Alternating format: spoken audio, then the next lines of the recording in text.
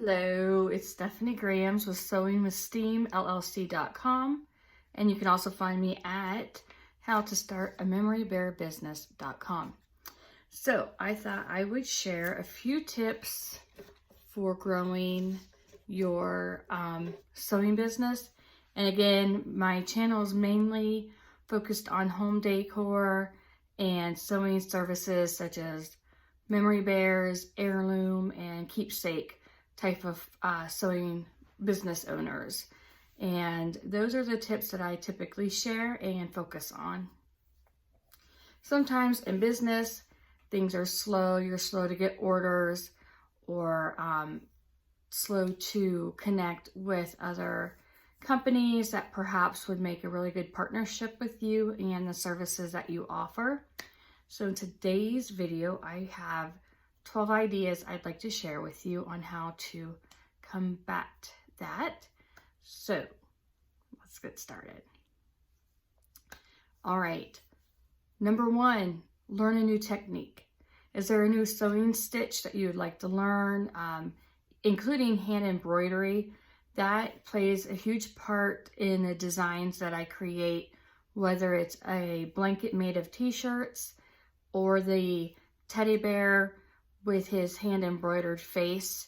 Some customers would like hand embroidered designs on the paws, things like that, hand embroidery will never go out of style. So if there's something that you can learn, definitely take some time and Google or research. I share tips and techniques on my YouTube channel to kind of help you through that. And we'll move on to number two. All right, sketch your designs. I know that I am not technically an artist in that type of field as far as sketching. However, I do a lot of doodling and drawing. And what I've noticed over the last 30 years of my life in sewing is the little designs that I make on maybe napkins while I'm sitting at the restaurant, or I'm in a really slow, boring meeting and I doodle on pieces of paper. Those designs are actually incorporated into my sewing services. So if that's something that you've noticed, you know, you're scribbling on paper during meetings or whatever, really kind of assess that, because that is a sketch, a design that you can use to help your business stand out from somebody else. So that was just another idea. All right, number three, research the trends in your chosen field. What I mean by that is people will always ask to have a teddy bear made. I don't see that ever fading or going away. However, there are other trends happening in our field of memory, heirloom, keepsake sewing services that has happened generations before either of us were probably born. However, it's coming back into style again. So if you're interested in knowing what that is, you'll have to join my free group. The link is in the bio. All right, number four, reach out to your past customers.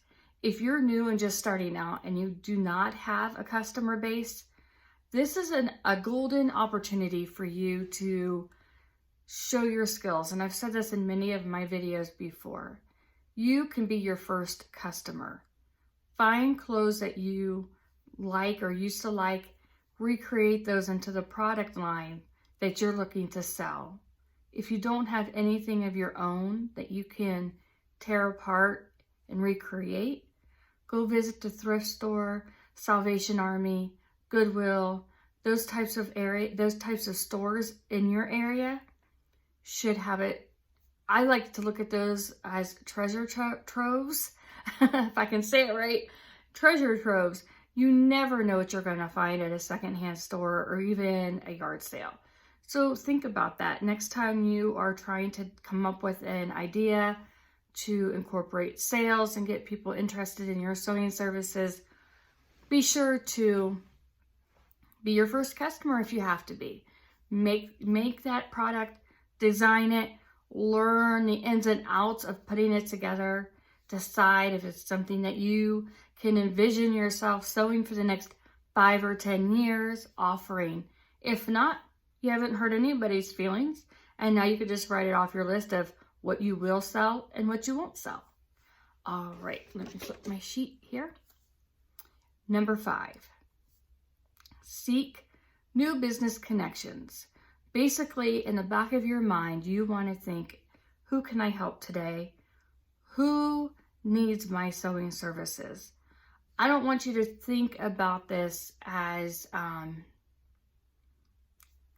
selling to that person. Nobody wants to be sold to.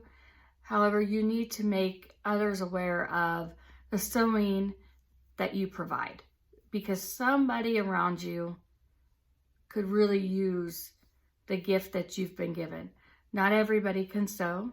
Not everybody has a desire to sew, but having you in the forefront of their mind, that is a full-time job in itself, and that is your responsibility to make sure that that happens. So think about who you can connect with, who's going to share the news about this company that you own, okay? Number 6, have non-business conversations. I know that kind of sounds like it contradicts number 5, but there's a way to be creative in what you share on social media and the conversations that you have in person. So really give it some thought. You know yourself and you know your connections. You know your friends and your family and your business associates better than anybody else. Think about how you can have just a really good conversation. And don't always make it about your company, okay? Because people they'll tune you out. And you don't want that to happen. Number 7, start or update your website. If you don't have your own website, and again, I have talked about this in other videos, and if you're solely relying on a third-party company, like a social media company, and I'm not going to list those, I don't want to cause any problems, but if you're relying on third parties such as this social media or a free website, then you truly don't own that business. The other company does, and you're almost like you're the renter and they're the landlord. And we all know that a landlord can kick you out when they want to. So don't fall into that trap of building this beautiful business online and not end up owning it. So if you need ideas with that, just let me know. You can contact me through my business. I've been doing that for over 12 years, helping people get set up in a frugal manner based on the budget that they have. All right. Number 8, start or update your newsletter. If you don't have a newsletter, even if you don't know anything about a newsletter, reach out. I will do my best to help you with that. Again, that's something that I've been doing for many, many years. And it's super important for your business to have a way to connect with those that were either a customer or they're interested in knowing more. You never know who and how you're going to be found. So having a newsletter gives you that opportunity to have a more intimate conversation with somebody. Number 9, find possible collaborators. Obviously, you're not going to want to technically collaborate with somebody that offers the exact same services you do, because then you're going to eventually see each other as competition, and you don't want that. Neither of you want that. So a collaborator could be a product provider, somebody that provides the product that you need to purchase in order to offer your services. It could also just be a friend. I mean, we all have friends that sell probably jewelry or makeup.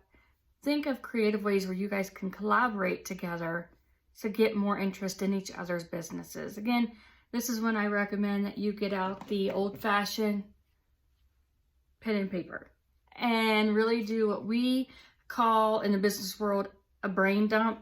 I know it doesn't sound very nice, but basically that's what it is. You just get everything up here and you put it on your piece of paper and you clear your mind. Number 10, start or update a Facebook group.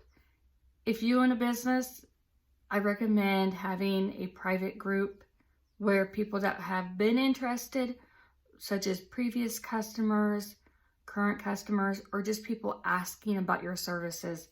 If you have a small group for them to gather, think of it as your little virtual cafe, then you're more likely to be able to stay connected with one another.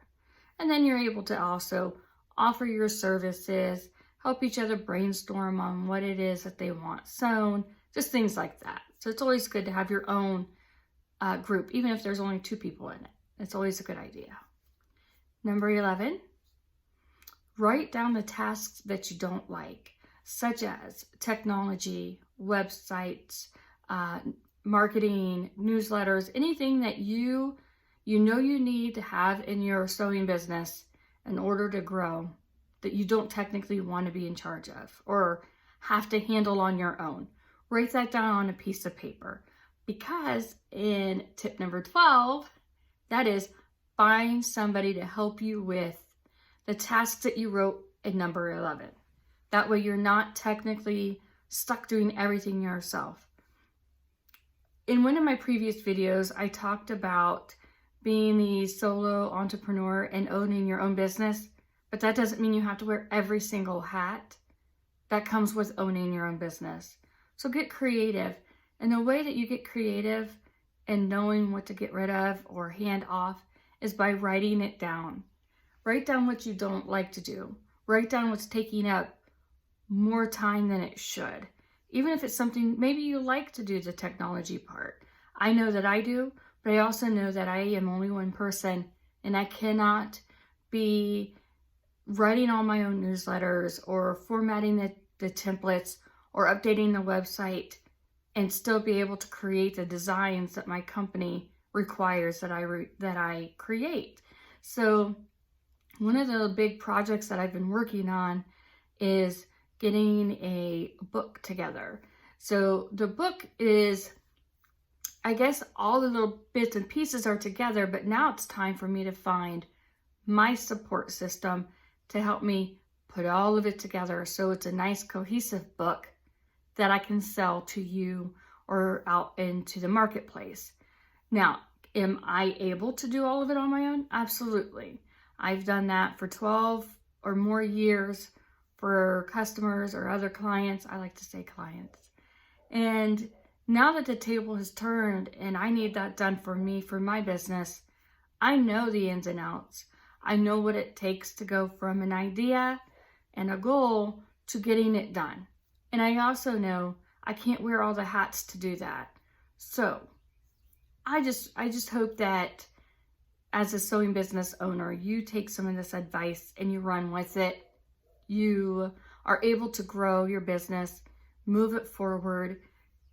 If you haven't even taken a step to start, but it's still been a dream of yours, even if you've only used thread and needle and sewn by hand, if you have that desire, you obviously have this skill. There are many, many people that can help you move forward in your goals and dreams. So I hope that you like and subscribe to my YouTube channel. I hope you join my newsletter. It's free. You can find that at sewingwithsteamllc.com or howtostartamemorybearbusiness.com. You can find me pretty much anywhere that you Google my name, so hopefully only good things come up. And I hope you have a fantastic day. Bye, guys.